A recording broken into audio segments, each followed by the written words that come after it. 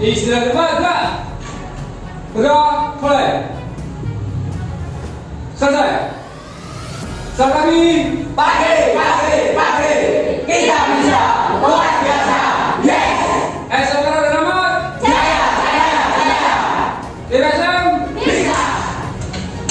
Assalamualaikum warahmatullahi wabarakatuh. Waalaikumsalam warahmatullahi wabarakatuh. Baiklah anak-anak, pada kesempatan kali ini pembelajaran, sebelum melakukan pembelajaran kita mulai. Tentunya untuk agar kelas ini berjalan lancar dan sesuai dengan harapan dan tujuan kita bersama, tentu kita terlebih dahulu yaitu membuat kesepakatan kelas, yang mana kesepakatan kelas itu adalah kita sepakati bersama, kita dan siswa semuanya. Ya, dari sini mungkin nanti ada yang menyampaikan kesepakatan apa yang perlu kita sepakati bersama ketika dalam proses pembelajaran hari ini. Baik, saya persilakan dari anak-anak ini mungkin mengajukan kesepakatan apa yang perlu disepakati bersama. Yang pertama, oke, siapa namanya? Fatus. Namanya Fatus. Oke, apa kesepakatannya? Datang tepat waktu. Oke, datang tepat waktu. Ya, nomor satu ya, kesepakatan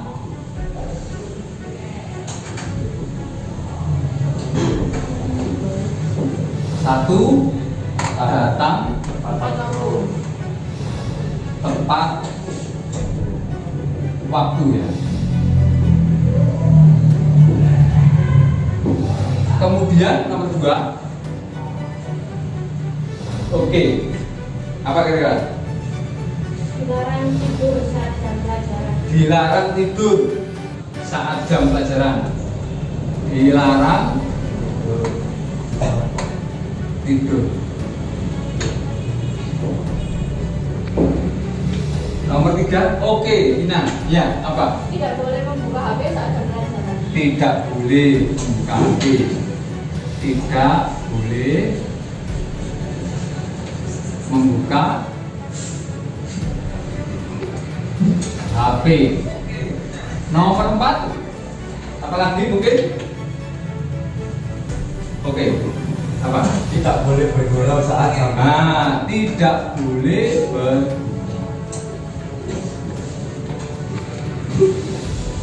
ya, harus saya Serius. mungkin ditambah lagi. Sudah cukup? Dalam hal ini kesepakatan ini adalah memang intinya pembelajaran ini sehingga kita saling menghargai ya apa yang kita sepakati bersama, sehingga tentunya ini kita terapkan dalam proses pembelajaran hari ini. Jadi tidak tidur, dilarang bergurau tepat waktu. Dan satu lagi mungkin yang kurang, dilarang makan dan minum ya. 5, tidak boleh makan, boleh makan saat pelajaran ya, tidak boleh makan, minum ya. Mungkin itu kesepakatan kita hari ini. Tentunya kita harus selalu melakukan ini ya. Jadi nanti kalau ada yang kan ya, nanti itu kita ya sebenarnya kita ambil atau nanti kita sanksi dan itu ya. Jadi kesepakatan kita jangan sampai di dalam pelajaran ini ada yang melanggar daripada kesepakatan kita bersama. Oke, baiklah, setelah kesepakatan ini kita kita sepakati, kita akan lanjut ke pembelajaran. Sebelum pelajaran kita mulai ya, kita adakan permainan terlebih dahulu ya, biar kita melatih konsentrasi kita ya. Jadi nanti kalau saya ngomong, tentunya sampai harus mengikuti saya ya. Siap ya? Siap. Oke. Yang pertama ya, kuping. Coba. Hidung. Ya. Dahi. Mata. Mulut. Ada yang biru, berarti kamu kurang Mas. Berhasil ya. Ya, jadi gitu ya. Nah, kita ulang lagi ya. Nah, hidung, rambut, kuping, dahi. Nah, ya ini ada yang TV, ada yang ya. Nah, ya. Nah, wes sudah. Itu adalah permainan bahwa sampai intinya kita pembelajaran harus fokus dan konsentrasi. Makanya kita nanti melalui begini dulu ya. Dalam pembelajaran kali ini kita akan belajar yaitu tentang sistem PJMFI. Ya, kira-kira ada yang tahu apa singkatan atau sistem PJMFI itu? Tidak ada yang tahu. Oke, kalau nggak ada yang tahu, maka nanti kita explore ya. Kita explore apa sih PJMFI itu. Ya, kita bikin tahu nanti sampai belajar secara mandiri, kemudian nanti kita pandu. Ya, tujuan pembelajaran atau PJMFI. PJMFI. Di sini tujuan pembelajaran kita. Tujuan pembelajaran ya.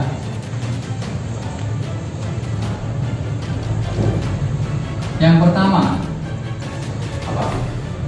Yang pertama adalah mengetahui tentang ya, mengetahui tentang apa? Tentang sistem PJMFI. Yang kedua, mengetahui tentang cara kerjanya bagaimana? Ya, PJMFI. Yang ketiga, setelah mengetahui cara kerjanya, apa? Mengidentifikasi, nah, identifikasi sistem PJM. Yang keempat, apa? Setelah mengidentifikasi, kemudian melakukan pemeriksaan, ya, melakukan pemeriksaan sistem PJMFI. Yang kelima, melakukan perbaikan, ya, melakukan perbaikan PJMFI. Ini tujuan kita dalam hal ini kita belajar, ya. Kemudian harapan yang diharapkan yaitu siswa dapat mengerti tentang sistem PJMFI. Yang kedua, siswa dapat mengetahui tentang cara kerja PJMFI. Yang ketiga adalah siswa dapat mengidentifikasi sistem PJMFI. Yang keempat, siswa dapat melakukan pemeriksaan sistem. Yang kelima adalah siswa dapat memperbaiki. Nah, sekian ini adalah nanti tujuannya dan harapannya sehingga siswa setelah pembelajaran ini dapat melakukan kelima dari pembelajaran pada hari ini. Ya, oke. Sebelumnya nanti tugas kalian adalah belajar secara kelompok. Ya, belajar secara kelompok, kemudian berdiskusi apa yang sudah dipraktekkan nanti. Ya, temuan-temuan apa, kemudian kita simpulkan dan kita diskusikan Setelah kita diskusikan, maka kita demonstrasikan dan kita kolaborasikan tentang pemahaman sistem PJM. Baiklah, di sini sebelum melakukan praktek, tentunya sampai harus mengetahui dasar-dasar PJM. Baiklah, untuk dasar-dasar PJM silakan Anda melihat sumber-sumber atau mencari sumber-sumber baik di buku maupun di internet. Oke, silakan. Sekarang saya kasih kebebasan, boleh buka buku atau boleh browsing di internet. Setelah itu, kalau sudah paham atau yang belum dimengerti, silakan bertanya. Ya, oke, ditanyakan kepada saya. Mungkin apa yang harus ditanyakan sebelum melakukan praktek. Ya, sekian. Oke, sumber-sumber tadi yang sudah dipelajari melalui YouTube, browsing sama di buku, ya mata buku. Ya, tentunya barangkali ada yang perlu ditanyakan tentang hal ini sebelum kita melakukan praktek. Ada dari siswa ini yang belum paham, ya bisa ditanyakan. Ya. Pak, saya mau tanya. Ya. Saya tidak paham tentang kode kerusakan sistem PJMFI pada MIL. Di sini kan ada keterangan jumlah kedipan. 1 kedipan, 7 kedipan, sama 8 kedipan dan seterusnya. Nah ini yang terjadi kita apanya, Pak? Oke. Jadi di situ pada PJMFI ada yang namanya kode mil kedipan. Yang mana mil kedipan itu adalah tanda secara otomatis yang diprogram pada sepeda motor, ya sesuai dengan pabrikan, bahwa di situ ada yang namanya self diagnostic system, yang mana ketika pada komponen sepeda motor ada yang rusak, maka dia akan mendeteksi dengan sendirinya. Intinya sepeda itu adalah termasuk sepeda pintar. Dia mengalami kerusakan, dia mengirimkan sinyal kerusakan. Nah, sinyal kerusakannya bagaimana membacanya? Digambarkan oleh yang namanya mil, kode mil. Di situ ada ketentuannya 1, 7, 8 dan sebagainya. Nah, tentunya ketika kode 7, maka di situ tandanya adalah ada kerusakan pada injektor. Ya. Nah, mana Pak yang menandakan bahwa 7 itu? Di speedometer ada yang namanya lampu berwarna kuning, dia berkedip 7 kali, ya secara perlahan, ya 7 kali. Nah itu menunjukkan bahwa sepeda itu terjadi gangguan pada injektor. Mungkin itu sudah Pak? Kalau misalnya kan 1, Pak. Ya. 1, kalau misalnya ini kan langsung 7. Oke. Misalnya kalau 1, 2, 3. Itu gimana, Pak? Kalau 1, 2, 3 berarti ada 3 trouble yang ada di pada sepeda motor itu, sehingga tentunya harus kita cek secara visual. Kemudian setelah visual baru kita riset, karena pada sistem PJMFI sama dengan komputer, di situ ada yang namanya EQ atau otaknya.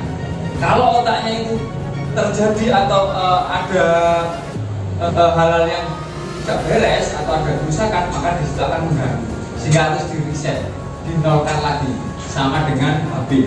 Kalau HP di situ ada virus, maka harus dihapus dulu atau dihilangkan dulu, ya sehingga tidak mengganggu dari kinerja sepeda motor itu sendiri. Ya, jadi kita makanya nanti kita praktekkan tentang cara mereset ini, biar sepeda ini berjalan normal sesuai dengan keadaan semua. Oke, sudah. Oke, mungkin ada lagi dari penanya yang kedua. Saya persilakan, barangkali sudah paham semuanya ya. Oke, kalau sudah paham, mari kita menuju ke bengkel untuk melakukan pemeriksaan sekaligus melakukan eksperimen identifikasi masalah yang ada pada sepeda motor tersebut. Ya, dari pembelajaran yang tentang pengetahuan yang sudah saya pelajari tadi di ruangan teori, ya, ini sampai sekarang maka praktek secara rutin, ya di lapangan dengan menggunakan sepeda. Ya. Yang pertama, tugas dari Samenikin adalah yaitu mengidentifikasi ya kerusakan yang ada pada sepeda. Yang kedua, setelah diidentifikasi ya dan dicatat. Yang kedua adalah sampai memperbaiki dan dikembalikan seperti sedia kala. Ya, dinormalkan kembali. Kemudian dari hasil yang sampai identifikasi dicatat. Kira-kira apa yang masalahnya pada sepeda motor ini? Yang kedua, langkah-langkahnya apa yang dilakukan? Ya, ditulis, kemudian nanti hasil setelah ditulis tadi nanti dipresentasikan bersama teman. Dari teman itu pasti hasilnya tidak sama, sehingga nanti kita akan mendiskusikan bersama, kemudian kita akan mengkolaborasikan dari hasil-hasil dari kelompok satu ke kelompok yang lainnya. Ya, mungkin itu tugasnya. Sekian dari saya. Mungkin ada yang tanyakan? Sudah paham ya? Oke, kalau sudah paham, sampai sudah bisa menempatkan. Silakan.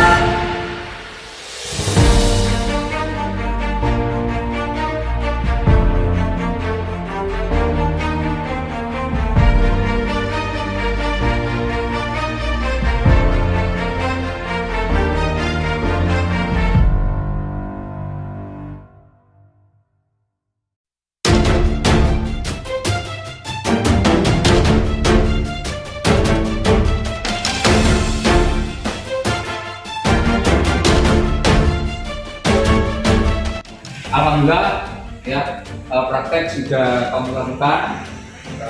Tentunya di sini tugas berikutnya adalah dari kelompok ini silakan memaparkan dari hasil praktek tadi, di mana di situ terdapat temuan-temuan permasalahan. Dari kelompok ini siapa yang memaparkan dari hasil tadi setelah dilakukan praktek? Saya akan memaparkan hasil identifikasi permasalahan dari Radit. Ternyata ada dua persoalan yang saya temukan, yaitu injektor dan throttle position. dengan kehidupan lampu mil 8 dan 12. Untuk perbaikan kami lakukan pemeriksaan pada konektor, injeksi, dan kontrol mobil. Ternyata di situ terjadi adanya kabel yang terputus. Setelah perbaikan tadi saya lakukan proses penghapusan data kerusakan dengan langkah sebagai berikut. Langkah perbaikan. Langkah pertama dari tombol off ke on, cek kedipan kode kerusakan, cek kabel injektor, stop kontak di off kan, SCS dimasukkan ke BRC, lalu on kan stop kontak, dan lihat kedipan mil dan kedipan sampai berkedip terus menerus yang bertanda data sudah terhapus, dan off kan stop kontak, lalu cabut kabel SCS, masukkan kembali BRC dan starter sepeda lalu lihat mil. Demikian penjelasan dari kami, sekian dari saya. Assalamualaikum warahmatullahi wabarakatuh. Oke, terima kasih atas paparan yang diberikan tadi ya, sesuai dengan apa yang sudah disampaikan. Mungkin dari sini ada yang perlu digarisbawahi, ditanyakan, mungkin ada yang belum mengerti atau belum paham dari kalian, mungkin tidak jawab semuanya ya. Terima kasih atas paparan yang diberikan tadi tentang pemeriksaan dan perbaikan tentang sistem PJMFI.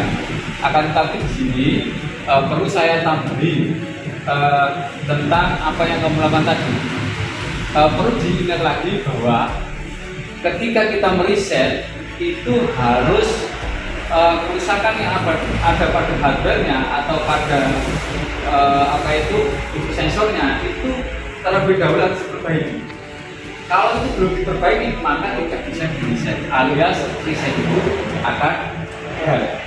Terus yang kedua, ketika proses reset tentunya ada batas waktu yang ditentukan. Kalau terlalu lama juga tidak bisa, kalau terlalu singkat juga tidak bisa. Oleh karena itu tentunya berapa tadi yang harus ditentukan? 2,5 detik. Ya, kalau tidak berhasil bagaimana? Kalau tidak berhasil berarti harus diulang lagi. Mungkin itu aja dari flashback dari saya untuk pertemuan kali ini. Ya, kurang lebihnya saya mohon maaf. Saya akhiri. Wassalamualaikum warahmatullahi wabarakatuh. Waalaikumsalam warahmatullahi wabarakatuh. Waalaikumsalam. Selamat siang semuanya. Ini kami akan membahas tentang proses PEPA yang sudah kita lakukan selama 3 bulan. Tentunya kita melakukan kegagalan dalam melakukan jalannya PEPA itu sendiri. Nah ini kami dan kawan-kawan semuanya minta masukan tentang apa kendala dan tentunya nanti apa yang kita hadapi di kemudian hari sehingga PEPA itu bisa dengan lancar dan normal. Mungkin ada beberapa hal yang perlu kita bahas di sini adalah pertama masalah pemasaran. Dalam pemasaran ini kita ada kendala yang mana kendalanya kita yaitu masalah target. Dalam hal ini target kita dalam bulan ini cukup menurun sehingga tentunya kita perlu adanya langkah-langkah untuk bagaimana trik-trik kita melakukan publikasi terhadap pelanggan. Mungkin dari teman-teman ada yang memberikan masukan dan kendalanya adalah kita mungkin kurangnya publikasi. Nah, ini mungkin melalui apa atau apa. Mungkin dari teman-teman ini bisa memberikan masukan sedikit sehingga nanti kita ambil dari keputusan itu yang terbaik. Kita biarkan dari mungkin marketing ketuanya ini Pak Eko ya. Mohon masukannya Pak Eko. Oke, baik, terima kasih. Kemarin kita mungkin kurang menggunakan sosmed dengan baik dan benar. Kita mungkin akan meningkatkan publikasi bengkel kita di sosmed. Di sosmed ya. Di sosmed. Ya, juga mungkin kita menggalang masa dari anak-anak. Kita juga menginformasikan kepada yang servis mengetahui tentang PEPA kita. Melalui sosmed sama itu ya, dari anak-anak ya. Mungkin dari dari Bapak Ibu yang lain.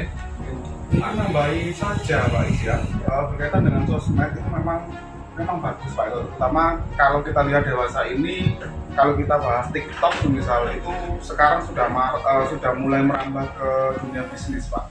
Jadi sosmed tadi juga penting, tapi juga kita harus lihat search engine marketing (SEM), di mana SEM itu nanti bisa mengiklankan website kita, mengiklankan tentang berkaitan blog tentang Teva kita, sehingga banyak orang yang semakin tahu tentang Teva kita. Jadi orang tidak menganggap bahwa SMK kita itu hanya sekedar memberikan pembelajaran, tapi juga SMK kita juga menyiapkan jasa, juga membuka jasa servis kepada masyarakat sekitar. Seperti itu Pak. Oke, terima kasih ya atas masukan-masukan yang diberikan oleh teman-teman. Saya kira semuanya sudah bagus semuanya. Tentunya satu hal yang penekanan di sini adalah edukasi terhadap di medsos ya.